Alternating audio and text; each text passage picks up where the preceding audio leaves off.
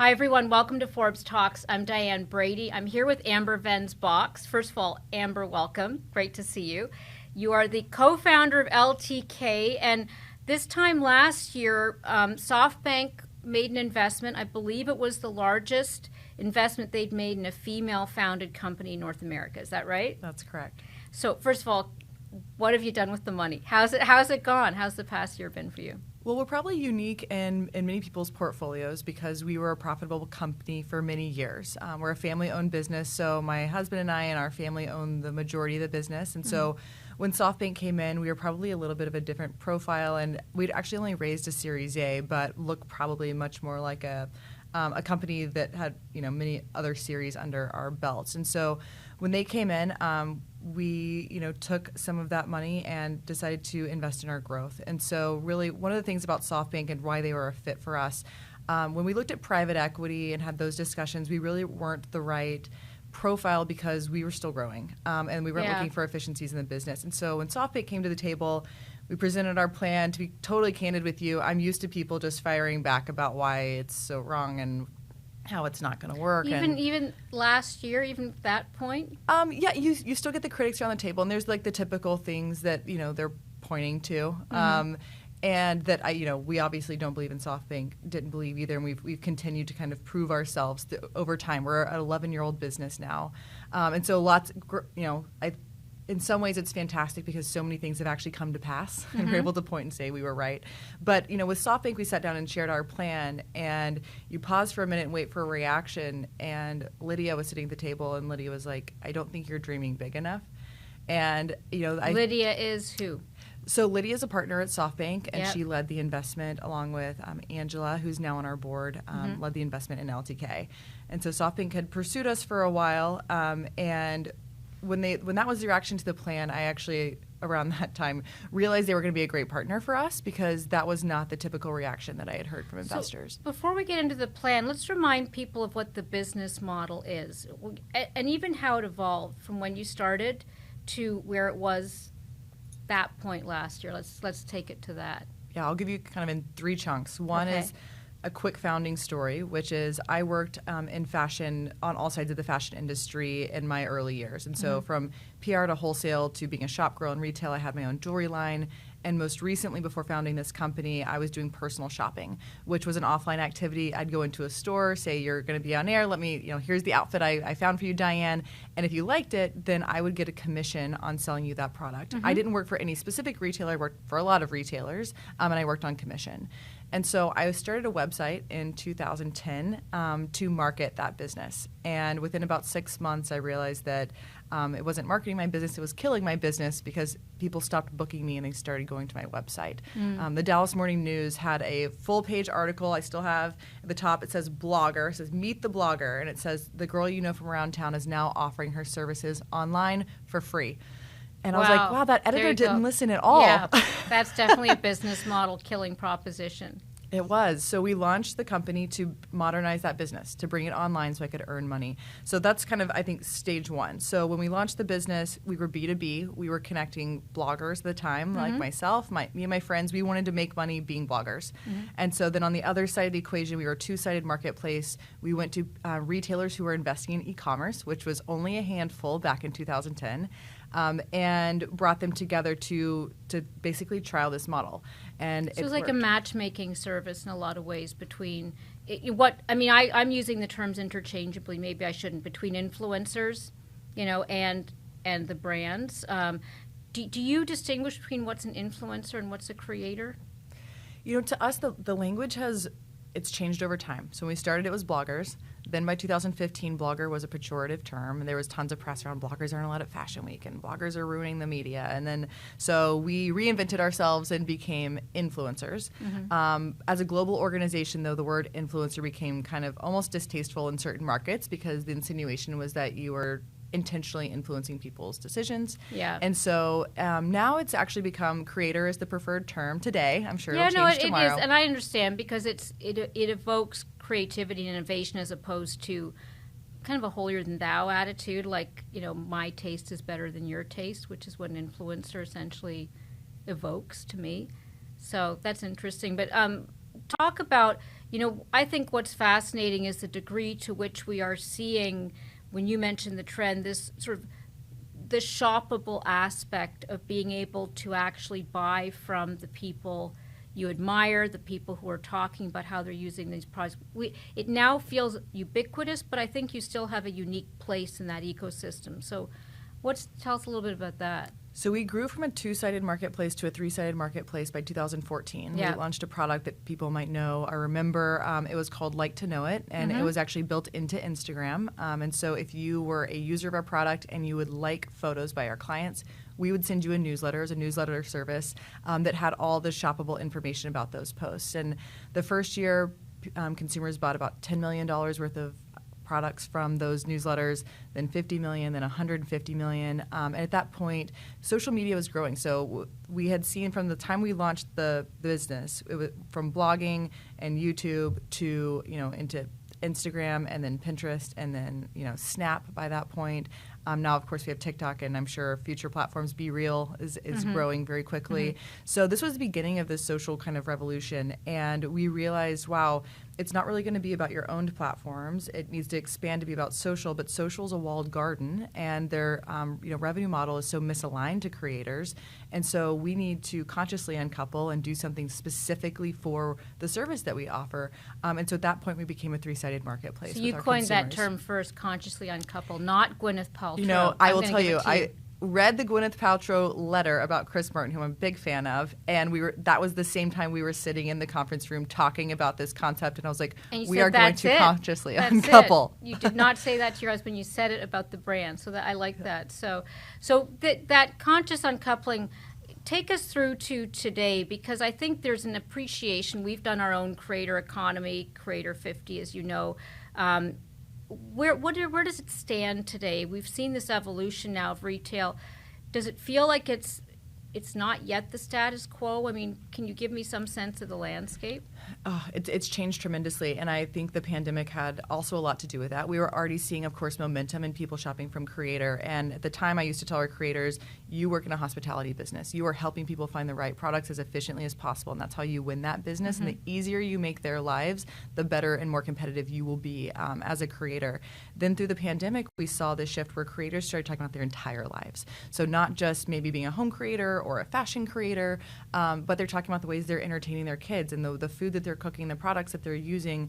And so it became more of a, not just a hospitality service for a niche part of our culture, but everyone needed a guide to the internet and shopping online. So we saw a tremendous growth in the number of people shopping online. If you were already, you're spending more. Yeah. And then now today you see we just released our Gen Z study. Over 70%, some studies quote 80% of Gen Z say that they do the majority of their shopping through creators. So generationally, we're seeing massive growth in this as just a part of common culture.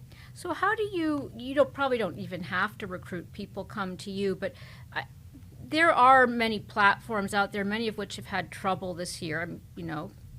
Not naming names, rhymes with Witter, but Instagram, I know you can do some of this. I mean, with LTK, you rebranded it, you invested in it through SoftBank.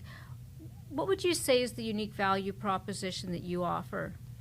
It's totally unique from the other platforms where our creators are entertaining audiences. So while they, more recently you think of creators as being social media creators, and what we've seen over time, and especially more recently, as many social platforms where these creators were creating the content, their business model is to take that content the creator is making. Their inventory is free as the platform, and then they are monetizing the eyeballs that creator is bringing. Right. And so they have, 100% margin on that content. But increasingly, that revenue model is misaligned to creators. And so as that sort of pressure enters the marketplace, creators have looked elsewhere and have realized that social media is an efficiency to their business. It's a place where they market and entertain and find new audiences, but it's not the actual business. So LTK is a shopping destination, the shopping app and platform, you can go on the web or in the app, that is exclusively set aside for creators to take their followers shopping. And so everything about it is a world-class shopping experience. It is completely focused on that. We're not there to entertain, to make you laugh. We're there to take you shopping. So it's the most efficient place to do that. And it makes our creators a brand or a retailer's power partner because they're now a tech-enabled marketing partner. So whereas maybe on other platforms, shopping is something that might happen on the platform, but it's not engineered for it. When it happens on LTK, we catch the pitch. We take that, signal of intent. We follow through on it for the creator. We're giving price alerts. We're, notifications. That thing that you liked is, it's now on sale, or hey, here's other ways that creator has worn it. So world-class e-commerce. And it's additive too, right? So if I'm a D'Amelio, for example, and I'm dancing on TikTok, I will want to also be on LTK so it's basically just rounding out the portfolio. I mean, as you've looked at the ecosystem, we've seen all these challenges with some of the other social media platforms for reasons different than commerce. But what do you think is going on since, you're on the front lines of this? Yeah. Well, the creators in the power seat right now because they're the ones actually making the content that the platforms are fighting over. So previously you really saw monopolies on where customers were going to be entertained. And now as we spoke through, it was not only Instagram, Pinterest, Snap, TikTok, Be Real, there are a lot of places that you can go to find a lot of people as a creator. And so the platforms have realized that inventory they've had for free for so long is now disappearing. And so they've got to find ways to attract the creator back to their platform. We saw things like creator funds launch and then close shop. We've seen e-commerce launches and then close shop. I think the problem that these platforms are facing is that their model is so misaligned. They can't afford, the market's not going to accept, a cut into their margin. And also, I guess the consumers are not trained to shop in those platforms, right? They're not trained to shop, and the platforms have really retreated back to what they know best, which is advertising and monetizing eyeballs. And so you're starting to see the rise of AI feeds, which are, keeping and entertaining you. So creators now are expected to entertain on these platforms, which they're willing to do, but they are realizing more and more, this is something I do so that I win the eyeballs back to my core business. And the platforms themselves, I believe now will share with you that they've realized they're not able and they're not equipped and engineered. It's not in their DNA to monetize, to help the creator monetize. So they are looking to platforms like LTK so that creator wakes up every single day and has a reason to wake up and make content on their platform. So really we're a great complement to what they're doing in their space. You mentioned the Gen Z study, which that's the 70% that prefer. What other trends are you seeing, especially as the economy's turned, maybe not sour quite yet, but what's the term, headwinds? Is that probably headwinds? We're in the headwind stage. What are you seeing? Is that impacting things? Completely. Our creators, we told them that when this comes, here's some things that you can do, and they've responded really well. So first of all, talking about deals and sales, we need a customer to feel confident they are getting the best price on the right items. And so we've actually seen that even through Black Friday, Cyber Monday specifically, we saw a 50% lift in traffic and also a 50% lift in clickouts, which means people are finding the right product. More people are coming. More people are finding the right products and getting to those products. And also, over the last several years, we've reduced return rates by 30%.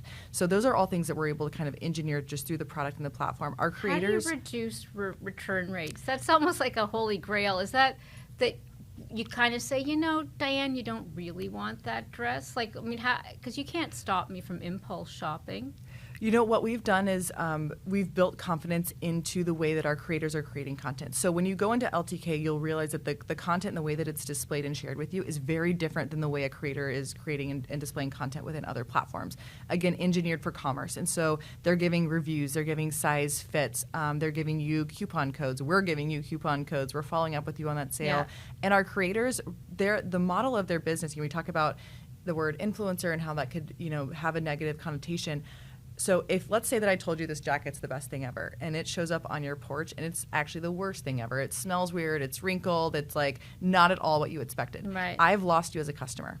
So as a creator, they are incentivized to tell the truth and really bring the right and the best products, because I need you to love and trust me with everything that I'm sharing with you. And so there's really a built-in mechanism that keeps our creators honest. So part of it is them getting better at the recommendations and the knowing their customer, and then part of it's the way that we're actually engineering the way you experience that on the platform, which has now saved our brand partners truly billions of dollars in returns.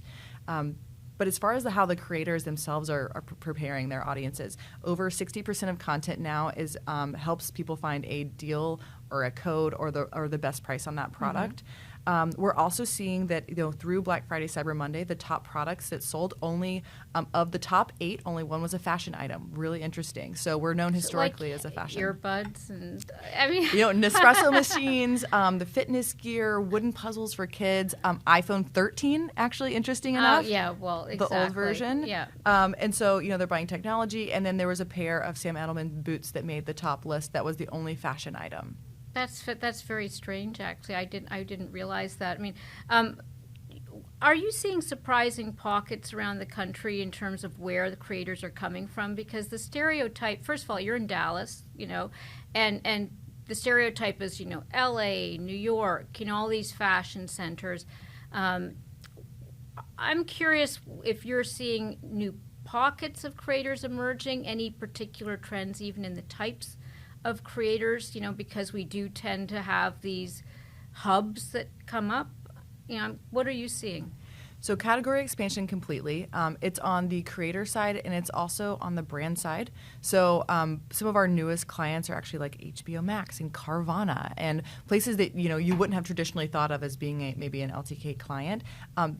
It's because the creators who have the influence over that customer, who they believe is their and they customer want them coming. Promoting the shows or something like that. Exactly. On HBO Max. They know that an LTK creator has the influence over the pocketbook of that follower, and so they're now subscribing to HBO Max, and they want that person to vote with their wallet and subscribe to those shows. Is it a misnomer to think that pockets of the country have particular tastes? The way that you used to talk to Gap, and they would stock their stores differently in Dallas than they would in New York or Chicago.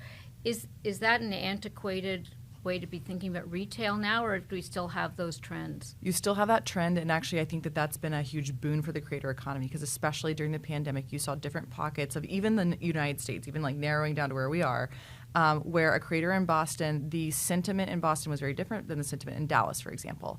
And so as a marketer, how do you create, historically you'd be creating an ad that needs to speak to both the Bostonian and the Dallasite. Can you tell us a bit, any stories about the differences? I know this is perilous terrain, because all of a sudden we start doing Boston accents, and not a good thing. But I am genuinely curious, sort of, especially as you start to see the new trends emerge, because I do think you've got a lot of fashion-forward people on the platform. And what are some of the things that you find intriguing, since you look at this every day? I think, the ability for a creator to speak to their niche is become so important. So in that Bostonian example, if there's still mask mandates in certain areas of the country, but not in others, they're actually been talking about like the beauty cream that can help you with the rash you might get from your mask. Are people in Boston more inclined to talk about cream? I mean, it's a cold part of the country. No, completely. I mean, there's specific beauty products.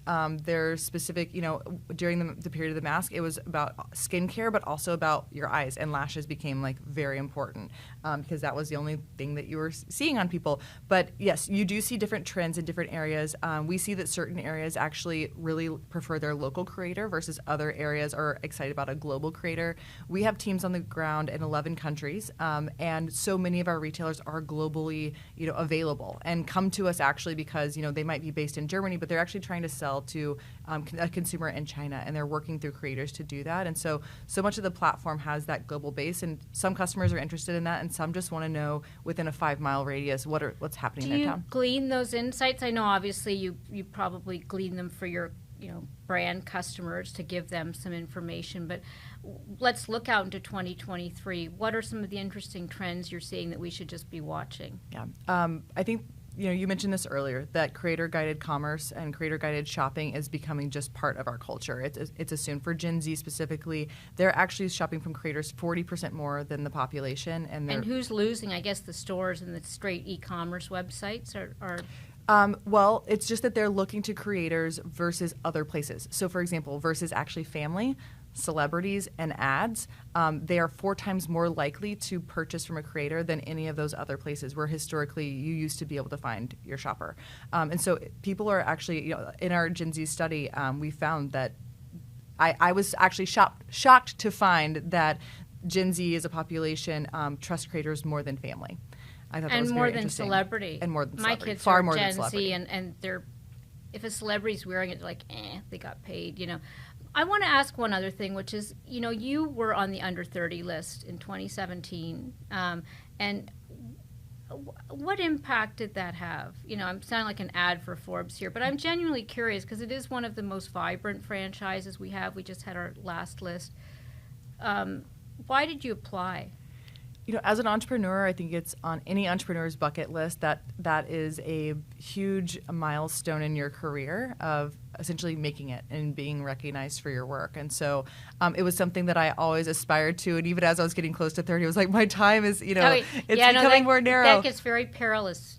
People start to try and age backwards sometimes But so you got on the list. I'm assuming you went to the event or what, but did it actually make a difference? And I'm genuinely curious here. I believe that it does, and the reasons why. When I'm introduced, people often still mention that Forbes 30 Under 30 is part of that introduction. I myself, when I'm looking at new and innovative companies, whether it's to see what's happening in different spaces or where to invest or just to understand new talent, I'm going to those lists. Mm-hmm. And so I think that it's become, obviously, to me, it's a huge piece of the Forbes brand, but it's very validating as an entrepreneur, and so it's still something that you'll see on my LinkedIn profile. Do you think of yourself partly as a media brand? Because I know you create a lot of content. You obviously create a lot of content for your audience. How big is that audience now? So my own audience, I see myself just, as a founder and a representative of a brand. And so I myself have about 100,000 on Instagram and about 70,000 on LTK, and then various amounts across LinkedIn, for example. As a brand, we have about 17 million shoppers that are coming to the platform every single month. Our creators have, far and beyond that. You have 150,000. Is that still the kind of ecosystem of creators on the platform? Or has so the creators have grown. We just, in the last year, you asked a little bit about SoftBank. What I didn't mention is during that time, part of our investment in pulling our roadmaps forward was doubling our team. So we grew from a little over 300 to about 700 team members today. Mm-hmm. We hired our first ever chief people officer, our GM of international, and launched several new countries. So there's creators across really different platforms, different geographic regions, and now different categories, because you think about a marketplace, the chicken and egg. If you're someone who's influencing maybe in the media space, maybe having HBO Max to be there to talk about becomes really interesting. Or if you're a tech creator, being able to sell an iPhone and work with Apple is very important. We now have that relationship for you. And so we're seeing creators certainly expand, as you heard from Black Friday, far and beyond from maybe just fashion, home, and beauty, and into other categories where people are purchasing. So I'd be remiss if I didn't end off by asking, let's say me or anybody else, wannabe creators out there. It is, of course, there's no secret sauce necessary. Maybe there is a secret, but there's no straight up formula. But have the rules of the road changed? If you had to give advice to people who really are trying to make it, and it's a noisy space. Yeah. Attention's the scarce commodity. What advice do you have? So I would say launch, be all in wholeheartedly, give it every single thing that you have. Also give it time. We see often for creators to become full-time, it takes a year or two. Is there an unusual age point, then entry point? There's not actually. What we're seeing is it's exciting to see younger creators coming in the door as new platforms appeal to them, but also, some of our older creators are doing phenomenally well. And so it's exciting to see that really it's being influenced by a creator is something that it's really spanning all generations. Mm-hmm. So that's been exciting. I think sharpening and learning from each other. It's important to realize that the social platforms are a means to another ends, that your business will be elsewhere. You cannot depend on the platforms. In talking with them, I think the silver lining for the AI-driven feed is that more creators will have an opportunity to pop, but that you should expect there's just going to be pops, right? So followers become less and less relevant as the piece of content itself becomes that's interesting. the important thing. So don't measure your worth by the number of people you sign up, because Yeah, I think the metrics that we used to look at to understand creators from the outside, the metrics we've been told to look at are actually fading. And I think you're starting to see a renaissance of a new set of metrics that become much more important. But I think for a creator to understand that, social platforms are not engineered for you to grow a business, but they are a critical part of your business, but you can't live and die by your success on them. Now, I'm not going to make you do predictions unless you want to do predictions, but anything you would want to say this time next year we're sitting down, where do you hope to be? Let's say personally or as a company, or what are you seeing? So in the next year, we're launching Buy Now on LTK, which means customers will be able to shorten that journey from discovery to doorstep, as I call it. And I'm really excited to see how that helps both our smaller brands and our bigger brands to actually kind of achieve more with customers. I think that you'll see a lot of different types of creators on the LTK platform, which is exciting to me. It'll be a better shopping experience with new formats that are, offer more of a two-way engagement versus the consumerism that you might see on a platform like a Pinterest, two-way for through example. video or something like that? Or just being able to communicate with the creators that you actually see and admire. So today, I call it consumerism because you're coming in, you might like my jacket. I don't know who you are. You're buying it on your own, your doorstep. I just know that you're a person who shopped from me who bought something. So being able to have a richer relationship with the creator. Brands also have spent about $1 billion through the LTK platform in the last year. 7 months ago, we launched a platform that allows our brands of all sizes and budgets to self-serve. And so it's exciting to see the new types of brands that come in. For me, that our mission is to make creators as economically successful as possible. So for me, that means more opportunity for more creators. How successful have you made them? I know how successful you are. How many? Do you have any success stories you'd want to say? Oh, entirely. At this point? Yes. So we have about 200 LTK millionaires. We have thousands of people, primarily women, who are now earning their full-time living wage through the LTK platform. My goal is that we expand that tremendously. I think it's a great start, and we've proven that we can scale it, but I want to see much more of it. I think the way that we're going to also do that is, of course, in partnership with brands. We're seeing that brands have found new ways to rationalize marketing spend through creators. So to me, LTK will be the largest, digital marketing platform in the world, and it'll be all powered by creators. And that's everything from content creation to licensing to brand licensing to repositioning to performance-based marketing. So more people at the marketing table are realizing that there's an efficiency to be found in working with creators at scale, and that makes me really excited because it means a lot of creatives are going to get to do what they love and support themselves and their families. Great. That sounds exciting. Thanks, Amber. Thank you so much for having me.